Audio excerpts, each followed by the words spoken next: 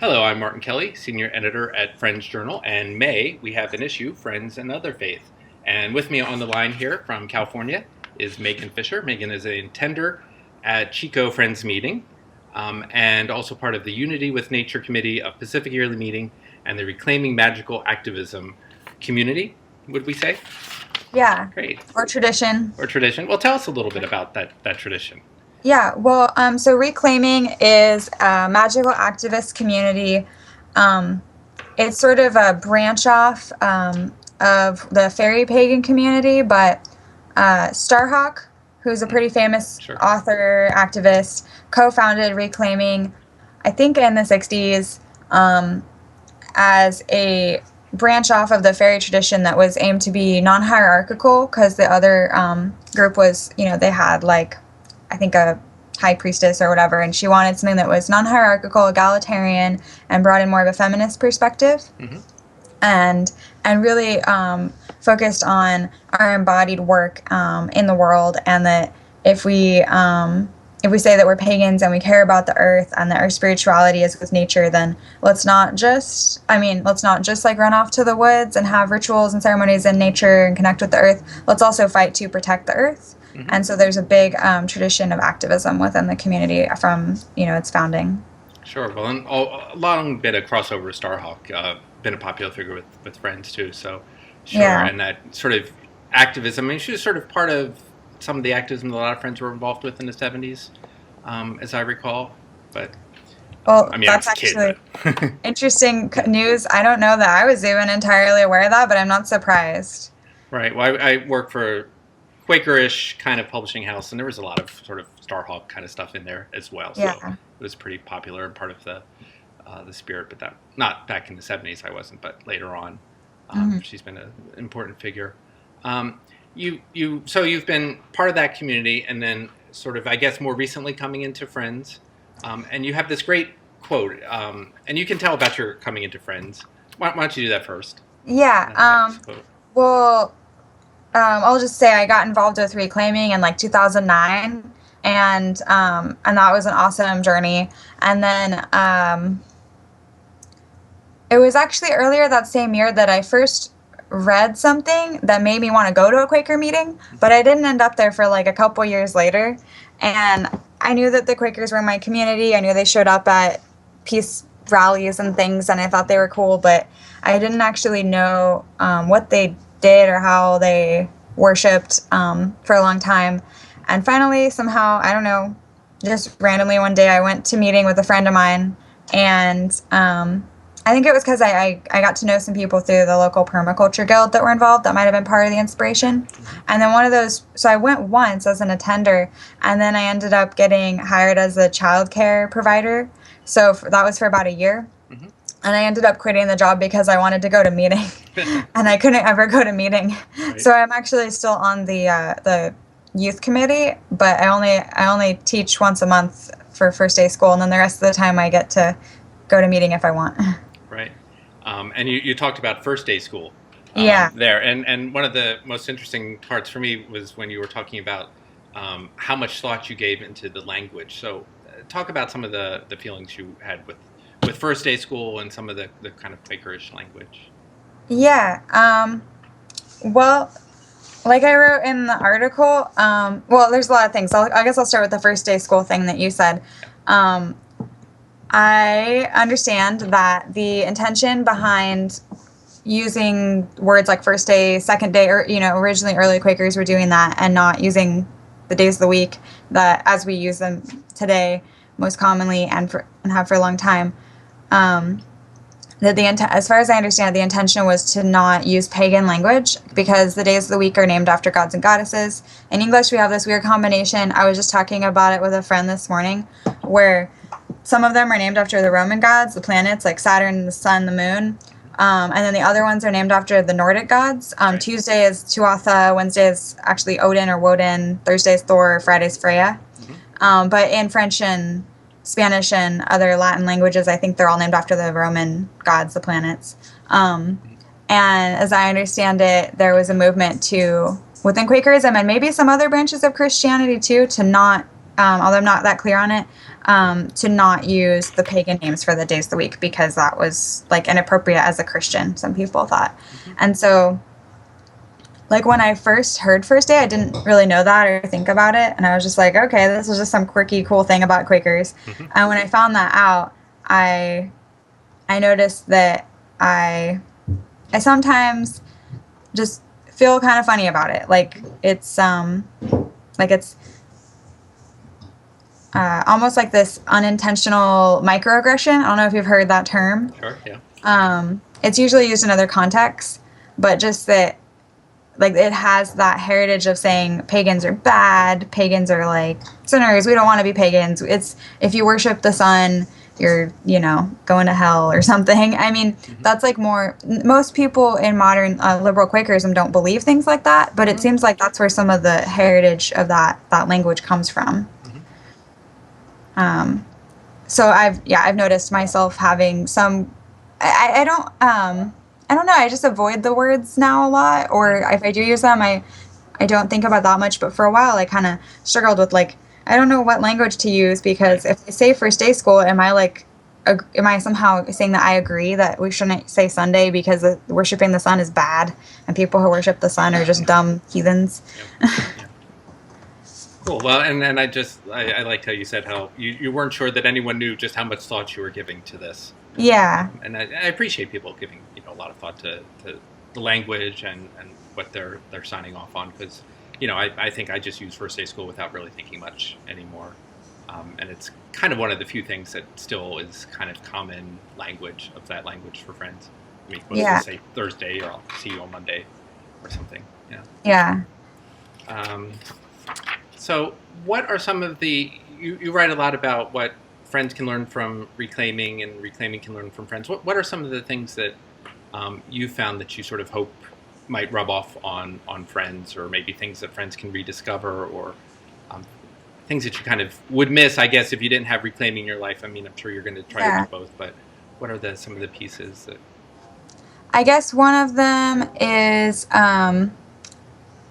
And some friends, I think, definitely have this, but I still think that in the reclaiming community, this is really strong, is really strategic political action. Mm-hmm. Like, and I actually saw a presentation from George Lakey at the fall Earth Care Witness Conference, mm-hmm. and that wasn't coming from the pagan community, that was coming from the Quaker community, but I still think that it expresses a sentiment that the people in reclaiming, I think, seem to have more universally, which is, well, one thing he said was, like, a peace vigil might be a really cool personal practice, and it might be really powerful, but there's no way to really measure if you're making any, measurable change in the world or impact in the world. And, like, it's not strategic. If you're wanting to accomplish a specific goal, then there's more, like, strategic political action that you can take than something like just a vigil, which is more about a personal practice of spiritual or emotional witnessing that it could be part of a larger strategic campaign, but a lot of the times they aren't, as an example. Yeah, sure. So I think that, being, the political action and strategy, I know that Quakers have it, but I see it more universally talked about and integrated in the pagan community that I'm involved with. This is a specific one, not all pagan communities. Sure. Another thing might be just, I think that Quakers have a really cool practice of coming to unity and decision making, but I talked about the similarities in the article of how in reclaiming people use consensus, which is based on the same principles of it's not majority rule, it's people aren't, like, dominating each other, mm-hmm. but there might be some more, like, technical things in, like, a more activist style, more secular style consensus, mm-hmm. that even though it's not secular, the consensus process that is used seems like that. It's more technical. Mm-hmm. That might be, I think that could be really mutually beneficial, both bringing in the, oh no, are you picking that up? I hope you don't have to evacuate there. Yeah, there's a siren in the background. Trains and sirens, yes.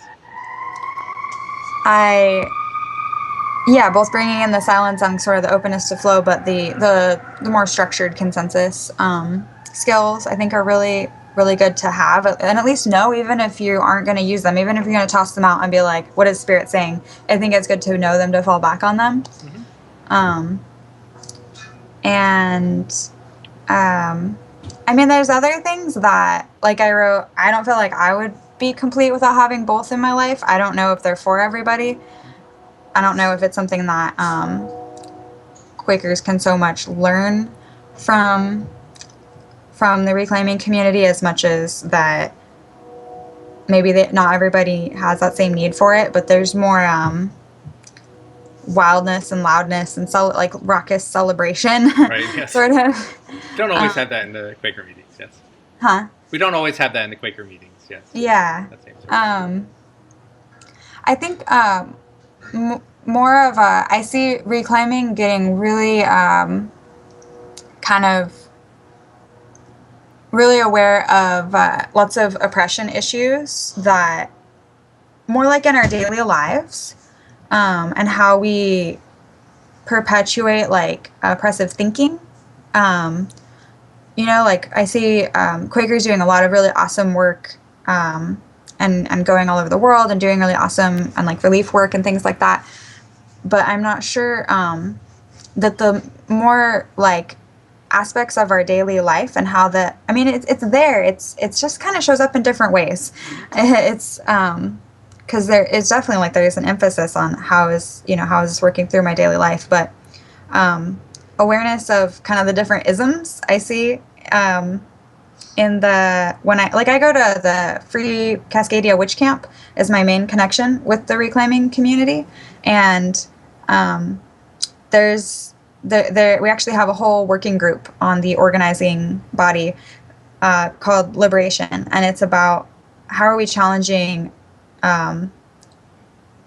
oppressive culture that we've inherited and that we might not even be aware of, and how do we become aware of it and challenge it. There's things that we culturally are more aware of, like racism, but what about things that unfortunately have not become so universally aware, like issues around access for people with different abilities, and how do we frame that in a way that is really anti-oppressive, I guess. And I know that generally within some activist networks, people, not necessarily only Quakers or even all Quakers, but just generally in some activist communities, people are like, we got to focus on the positive. What do we want? Peace and equality and all these good things. And I totally agree that those are good things. And I think sometimes we need to say what we're against too, and what we're taking a stand against. So this is deviating a little bit from like Quakers versus reclaiming and more different styles of activism that kind of overlap within both of those communities. But I think that's an important thing, is being willing to say what you're taking a stand against, because sometimes I think people fear that saying what you're against will perpetuate it. Like if you say you're against oppression rather than for equality. But somehow I think that if we're not willing to say what we're against, it can sneak in the back door and stay with us.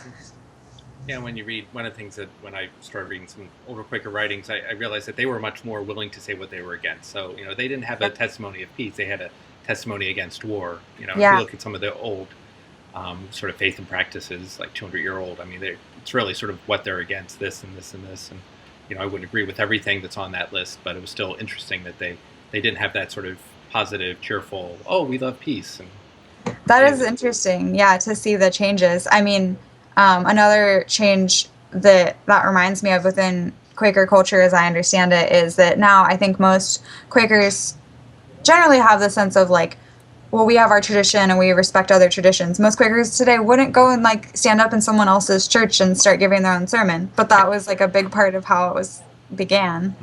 And that's kind of cultural, and the fact that we live in a more pluralistic society, I think. But right, yeah. Well, John Woolman, who we all love, he once went to bust up a magic show happening at a local inn because he thought it was, terrible that they would have such such superstitious kind of things. So, Yeah. we love John Woolman, but he was a freak too sometimes, a little odd. So, we're glad we live in a more pluralistic society than that. Great. Now, you said you had some quote that you wanted to pull up. Before I do, I kind of want to respond because you just used the word superstitious. Right. And I just wanted to share that I'm taking this online class right now called Magic in the Middle Ages. And they were talking about, since we were talking about words and the meaning of words, they were talking about the word superstitious, right, which comes from the Latin root superstitio. And basically, it's an online class through the University of Barcelona. It's like a massive open online course. And the professor was basically saying, this is just an invariably pejorative word that anybody uses against someone else's cultural beliefs that they aren't familiar with. Right. And he gave all these examples of how superstition is just something that people say about someone else's culture that they don't understand. Mm-hmm. And so I really appreciated that respect. Right. And ability to respect pluralism. So the quote I wanted to share, I was thinking about I've been thinking about how I relate to Quakerism and to the Christian heritage of it. Mm-hmm. And I think it's two different things. I personally have gone back and forth about how much I want to claim that Christian heritage. Mm-hmm. And I primarily see it, I read something really cool actually in a book or a publication that I got at Witch Camp about how there's actually a certain power in kind of wrestling with our Christian heritage. Mm-hmm. And the crimes that have been committed by that tradition, the violence and that by exploring that tradition, we actually can kind of try to understand where that comes from and almost undo it in a way. Mm-hmm. And I think that in some ways I see that in the Quaker tradition, undoing that legacy of violence and trying to make something different. Mm-hmm. So part of my experience with with Quakerism is just wrestling with that Christian legacy and what that means. And I also really liked this quote from this book, Spirit of the Quakers, that my local meeting has been reading. I haven't been going a lot. We have midweek meeting on Wednesdays and read and discuss, and I haven't really made it very much, but I've been trying to read along at home. And there's this quote from Robin Alpern, 2006, so pretty recent, mm-hmm. that says, "The basis of my understanding is that there is one life, one source, one being, one energy, which manifests physically as the universe we identify as planets, people, animals, rocks, water, air, etc. This means that I hurt when you hurt. I am uplifted when you are. It means I can hold someone in the light by focusing my attention on our innate connection at a time when they may be feeling separate. I care very much that this one stuff that makes up the universe not be identified as God. The notion of God is so old and freighted, so storified, that it stands in the way of my being present in the life, as early Quakers said." And I'll go ahead and stop there, but I want to say I don't completely go as far as she would, because I sometimes use the word God, but I still really appreciated finding that in this book, because most of the other quotes don't say things like that. Mm-hmm. And I appreciated the acknowledgement of the notion of God is so old and freighted. It's heavy with so much stuff. And I think it's important to acknowledge that. Heavy with a lot of violence. And I think it's really important to be willing to look at what that means. Right. And also there's times where I'm just I'm going to use the word God and have it mean what I thought it meant when I was an innocent kid and had no idea about religious violence. Mm-hmm. And so there's that too.